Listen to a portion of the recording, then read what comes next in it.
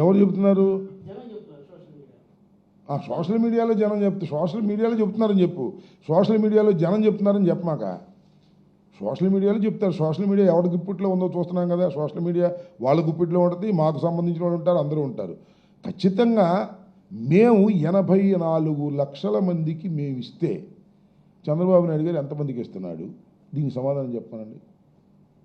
58 లక్షల మందికి ఇస్తున్నాడు. మిగతా 38 లక్షలు ఏమయ్యారు? 30 లక్షల మంది మాయమైపోయారా? లెక్కలు తప్ప అని చెప్తున్నాడు. ఇప్పుడు 13,000 ఇస్తున్నారు. మేము 13,000 ఇచ్చిన రోజున ఎందుకు విమర్శించారు లోకేష్ గారు? సో ఇవన్నీ కూడా అద్భుతమైన కథనాలు వండి వారుస్తారు సోషల్ మీడియాలో కానీ పత్రికల్లో కానీ.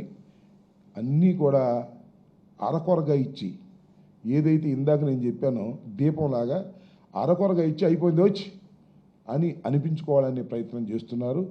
దీన్ని ప్రజలు చూస్తూనే ఉంటారని నేను ఈ సందర్భంగా చెప్పదలుచుకున్నాను. ఓకే, ఏమని చంద్రబాబు ఆయన ఒకసారి గుర్తు చేసుకోమని లోకేష్ గారిని. మతిమరుపు ఏమైనా వచ్చింది ఈ వయసులోని పాపం అనవసరంగా ముద్దబ్బాయికి. ఇంతకుముందు జగన్మోహన్ రెడ్డి గారు 14,000 ఇస్తున్నప్పుడు ఆ 1,000 తాడేపల్లి ప్యాలెస్కి వెళ్ళిందని నువ్వేగా పెట్టింది. దానికి సటైరిక్గా మేము పెట్టాము అంతే. నిరూపించకపోతే ఏం చేస్తావా? తీవ్ర పరిణామాలు అంటే ఏంటి? జైల్లో పెడతావు అంతేగా. నీ పోలీసులు నీ చేతిలో ఉన్నారు, కేసు పెడతావు, జైల్లో పెడతావు అంతేగా. అంతగానే ఏమైనా చేస్తావా?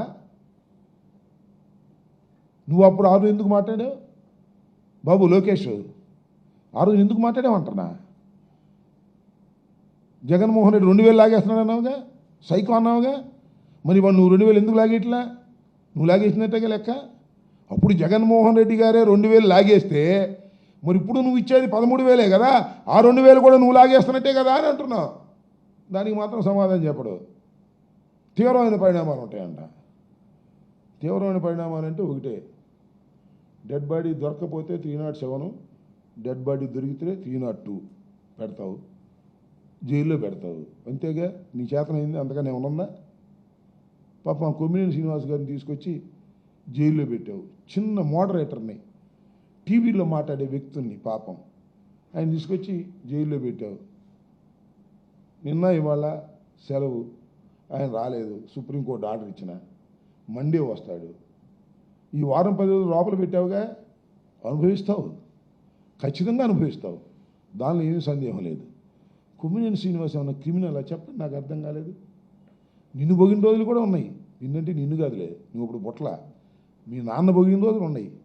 ఈనాడులో పనిచేశాడు, ఆంధ్రజ్యోతిలో పనిచేశాడు. తీసుకెళ్ళి 70 ఏళ్ల వయసులో ఉన్నటువంటి ఒక జర్నలిస్ట్ని, సీనియర్ జర్నలిస్ట్ని తీసుకొచ్చి గుంటూరు సబ్ జైల్లో ఎన్ని వారమైందా, వారం రోజులు నువ్వు బంధించావే. భగవంతుడు లేడు, దీనికి మూల్యం చెల్లించవు. మీ నాన్న చెల్లిస్తే మీ నాన్న చెల్లిస్తాడు, మీ నాన్న చెల్లించకపోతే నువ్వు చెల్లిస్తావు. లెక్క మాత్రం ఖాయం, ఖాతాలో పడింది, దానిలో ఏమీ సందేహం లేదు. దుర్మార్గమైన కార్యక్రమాలు చేస్తున్నారు, పోలీసులను అడ్డం పెట్టుకుని దుర్మార్గమైన కార్యక్రమాలు చేస్తున్నారు. శాశ్వతంగా మీ దగ్గరే అధికారం ఉంటుందని భ్రమిస్తున్నారు, దానికి అనుభవిస్తారు.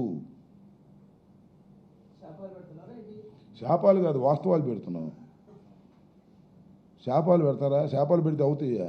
అధికారం లేని వాళ్ళ మేము శాపాలు పెడితే మా శాపాలు ఎవడింటాడు? భవిష్యత్తు నిర్ణయిస్తుంది.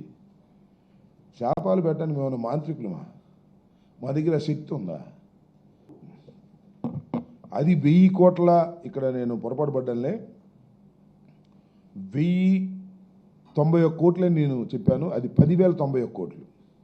That is correct. ఇక్కడ నాకు ప్రింట్లో తప్పు వచ్చింది, దాన్నే నేను చదివాను. నేను అది అక్కడ కన్ఫ్యూజ్ ఒకసారి చూసుకున్నాను. యాక్చువల్గా నారా లోకేష్ గారేమో ఎడ్యుకేషన్ మినిస్టర్ గారు 8,745 కోట్లు అని చెప్తాడు. తండ్రి గారు ముఖ్యమంత్రి గారేమో 10,091 కోట్లు అని చెప్తాడు. ఆ 10,000 బదులు 1,091 కోట్లు అని చెప్పాను, అది పొరపాటు. దాన్ని సరి చేసుకోవాల్సిందిగా మీడియా మిత్రులు కోరుతున్నాను.